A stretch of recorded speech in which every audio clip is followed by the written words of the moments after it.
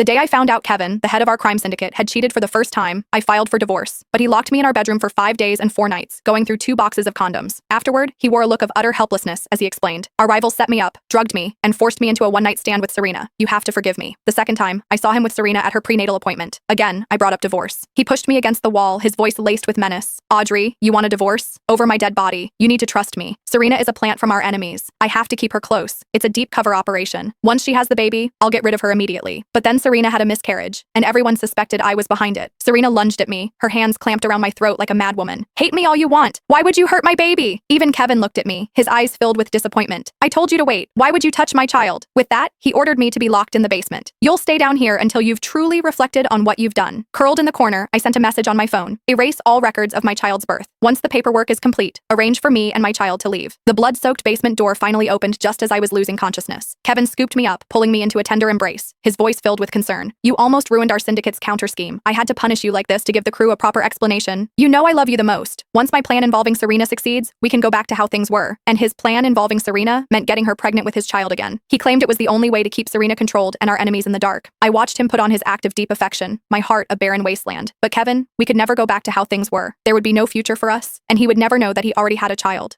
with me. The day he became the syndicate boss, he witnessed a subordinate's child being held hostage by their rivals. The subordinate's wife, in a surge of maternal instinct, died tragically in a hail of gunfire, protecting her child. From that day on, he would often tell me, haunted by the memory, let's not have children. I don't want a child to become your weakness, and I can't bear the thought of losing you. I agreed, but as I saw his eyes light up with joy, time and again, looking at other people's children, I secretly wanted to give him a surprise. That year, Kevin went to Mexico for a mission and told me to stay away for a year. It was during that time I found out I was pregnant with his child. Afraid he'd worry, I kept it from him until the baby was born. Later, because of a premature birth, the baby was weak and had to stay in the hospital. And that's when Kevin brought Serena into my life. My surprise never made it to him. Instead, Kevin handed me a massive surprise of his own. My phone vibrated, pulling me from my thoughts. Your expedited divorce papers are almost ready. The process will be complete in a week. Then we'll get you and Hugh out of here. I managed a faint smile. Good. In a week, Kevin and I would be nothing to each other. After that, Kevin started juggling his time between Serena and me. Afraid I'd be upset, he sent carload after carload of gifts. The latest jewelry, limited edition handbags, all the things I used to love. Trust me, we'll be back to normal soon. I love you. I'd lost count of how many times he knelt before me, proclaiming his love and his helplessness. It was laughable. He slept with Serena every night, yet he was terrified of upsetting me. 4 days before the divorce was finalized, Serena, whether intentionally or not, suddenly showed up with a huge bouquet of sunflowers. I had a severe allergic reaction to pollen and was rushed to the hospital. Kevin, upon hearing the news, ripped into Serena. If this happens again, you're out. Serena's eyes reddened as she apologized, then covered her face and ran out. That night, Serena disappeared. Kevin and his men searched all night before finally finding her. When they did, she was covered in allergic rashes. She kept her eyes down, not daring to look at me, and stammered nervously, I deserve this punishment. After all, I accidentally caused Ms. Audrey's allergy. I was utterly confused, but Kevin gave me a meaningful glance.